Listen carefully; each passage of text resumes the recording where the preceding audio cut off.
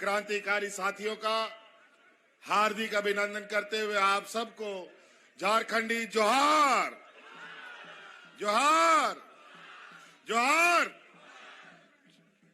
बहुत कम समय के लिए हम आए हैं, टमाक थोड़ा बंद थी रहो। बहुत कम समय के लिए हम आए हैं। अब हम लोग इस चुनाव महापर्व के बहुत करीब पहुंच रहे हैं और हमारे बहुत सारे प्रत्याशी अलग अलग कोने कोने पे खड़े हैं और सभी प्रत्याशियों के यहाँ जाना भी है। इसलिए हम बहुत मोटा मोटा बात आपके बीच में रखेंगे और उसी को अधिक समझने का प्रयास कीजिएगा। आज आपके बीच इंडिया गठबंधन की तरफ से जो हमारे यहाँ जामताड़ा विधानसभा के प्रत्याशी हैं, जिसको हम लोगों ने सभी महागठबंधन के लोगों ने मिलकर मोहर लगाया है, वो इरफान अंसारी जी हैं। और इरफान अंसारी जी को फिर से मेरा आपके बीच में आंख कान नाक बनने का हम लोगों ने जिम्मा दिया है और आप पुनः इनको जिताइए, ये आग्रह करने हम आपके बीच में आए हैं। और वो इसलिए कि आपको मालूम है कि अभी जो हमारे विपक्ष के लोग हैं, पूरा देश का सारा विपक्ष का लोग झारखंड में डेरा डाले हुए और पहली बार राज अलग होने के बाद ये भारतीय जनता पार्टी, ये फिरका प्रस्तों को हम लोगों ने 5 साल सत्ता से बाहर रखा है और 5 साल में इनकी इतनी छटपटाहट हो गई है, ऐसे छटपटा रहे हैं बिना सत्ता का, मानो जैसा बिन पानी का कोई मछली छटपटाता हो। और फिर से ये सत्ता में आने के लिए तरह तरह के जुमले, तरह तरह के षड्यंत्र रच रहे हैं। तो हम लोगों ने भी इस बार एक मजबूत इंडिया गठबंधन बनाया है, जिसमें कांग्रेस, जेएमएम, आरजेडी, वाम दल के लोग हैं और हम लोगों ने ये तय किया है कि उनको सिर्फ जामताड़ा विधानसभा नहीं, पूरा झारखंड से खदेड़ने का काम करना है।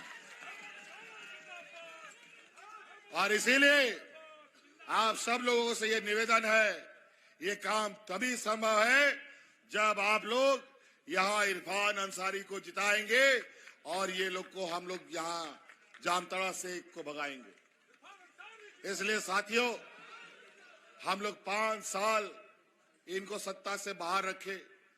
ये लोग हमारे राज्य की खनिज संपदा, हमारे जल जंगल जमीन पर इनकी नजर है। गरीब गुरबा, आदिवासी, दलित, पिछड़ा, अल्पसंख्यक के ऊपर ये आए दिन नए नए षड्यंत्र, नए नए अत्याचार में लगे हुए हैं और इस अत्याचार से इस राज्य को बचाने के लिए हम लोगों ने ये गठबंधन किया है। 5 साल का एक बड़ा चुनौती हमारे सामने रहा। कोरोना जैसा महामारी हमारे राज्य में रहा। 2.5 साल कोरोना हमारा खा गया और 2.5 साल हमने जो काम किया और उसमें भी सरकार गिराने के रोज नए नए तरीके, हथकंडे इन लोगों ने अपनाने शुरू किए। यहां तक हमको जेल में भी इन लोगों ने डाल दिया। लेकिन उसको कहावत है ना, जाको राख के साइया मार सके ना कोई। आज ये लोग जेल भेजकर इनको लगा सरकार गिरा देंगे, जेल भेजकर इनको लगा हम लोग पार्टी तोड़ देंगे। लेकिन आज उनके सामने ये गठबंधन एक पहाड़ के जैसा खड़ा हो गया है और आज इसको पार करना उसकी बस की बात नहीं है। आज हम लोगों ने इस राज्य में गरीब गुरबा, किसान, आदिवासी, दलित, पिछड़ों के लिए जो लकीर खींची है, जो काम किया है 5 साल में, ये 20 साल का एक भी काम बता दे, इन लोगों ने इस राज्य में सबसे अधिक राज किया है। एक भी काम आदिवासियों के बारे में क्या हो बताए, एक भी काम अल्पसंख्यक के बारे में क्या हो बताइए, एक भी काम किसानों के लिए क्या हो। ये लोग सिर्फ जाति धर्म के नाम पर उन्माद फैला करके चुनाव लड़ना, वोट डालो और राजनीति करो की रणनीति पर आगे जाते हैं। हम लोग जात धर्म से ऊपर हर लोग, हर वर्ग के लिए काम करते हैं। जो भी काम है उसका सभी वर्गों को लाभ मिलता है। आज बताइए, यहाँ पर मुख्यमंत्री मैया योजना सम्मान इस राज्य की महिलाओं के लिए हम लोगों ने लाया। आज हिंदू, मुस्लिम, सिख, ईसाई सभी महिलाओं को इसका लाभ मिलता है। आज इस राज्य के आधी आबादी को 1-1 हजार रुपया उसके खाते में जा रहा है। बताइए महिला लोग, जा रहा है कि नहीं? खाता में पैसा जा रहा है? पैसा चलिए, कोई बात नहीं।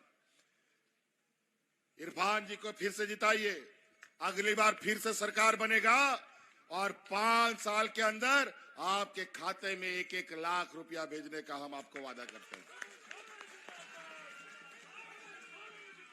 और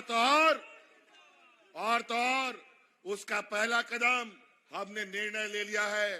अब जो अगला किस्त आपको आ रहा है, जो अभी 1,000 रुपया आ रहा था, वो 1,000 से बढ़कर के 2,500 रुपया होने जा रहा है। तो कई ऐसी चीजें हैं, बताइए, इनसे पूछिए 20 साल में महिलाओं को मजबूत करने के लिए आपने कौन सा काम किया? एक भी काम नहीं गिना सकते। इनके सरकार में लोग भूख से मरने पर मजबूर हो गए। इनके सरकार में किसानों ने आत्महत्या किया। हमारी सरकार में किसानों को राहत देने के लिए 2 लाख रुपए तक का ऋण माफी करने का काम किया है।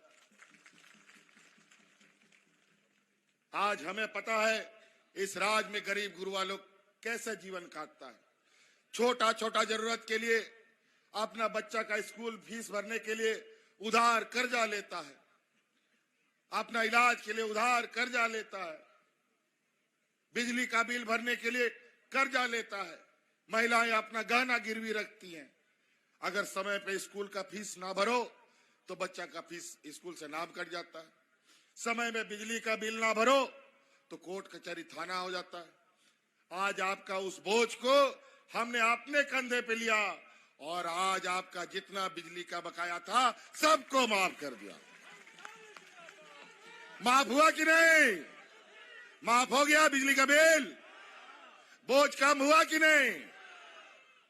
चलिए पूछिए इनसे, इस राज्य के गरीबों का कितना आपने बोझ हल्का किया। ये लोग देने वाले लोग नहीं हैं, ये लोग लूटने वाले लोग हैं।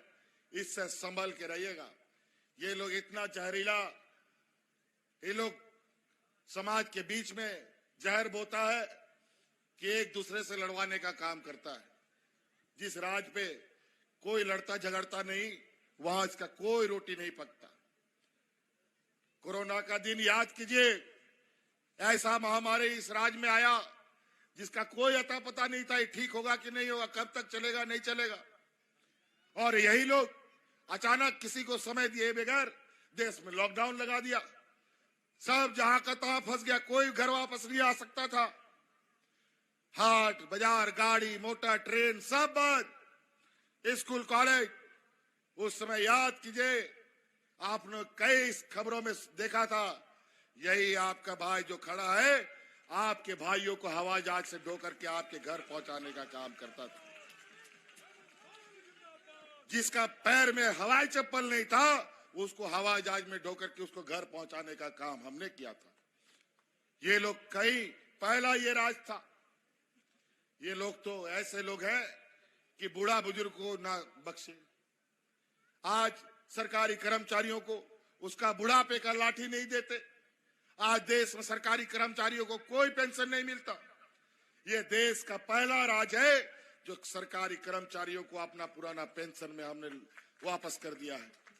आज सरकार सारे कर्मचारी रिटायर भी हो रहे हैं और पेंशन भी ले रहे हैं। कई ऐसा गांव देहात के लोग हैं जहां बीडीओ कौन है, सीओ कौन है नहीं जानता, ब्लॉक ऑफिस कभी नहीं देखा। आज सड़क, बिजली, कहीं पुल भी ना हो, सड़क भी ना हो, आज गांव गांव सरकारी पदाधिकारी जाते हैं और आपकी समस्या का समाधान करते हैं। सरकार आपके द्वार के माध्यम से हर एक गांव, पंचायत, टोला में हम लोगों ने पदाधिकारियों को भेजा। अब अगली सरकार ऐसे नीतियों के साथ आगे चलेगी कि सरकार के पदाधिकारी, कर्मचारी जो भी आपकी समस्या है आपके घर में जाकर के समाधान करेगा। तो साथियों, कई ऐसी बातें हैं। हमारे गांव देहात में एक समय बहुत बूढ़ा बुजुर्ग लोग को कम पेंशन मिलता था, एक दो बूढ़ा बुजुर्ग लोग को मिलता था, एक दो विधवा महिला को पेंशन मिलता था,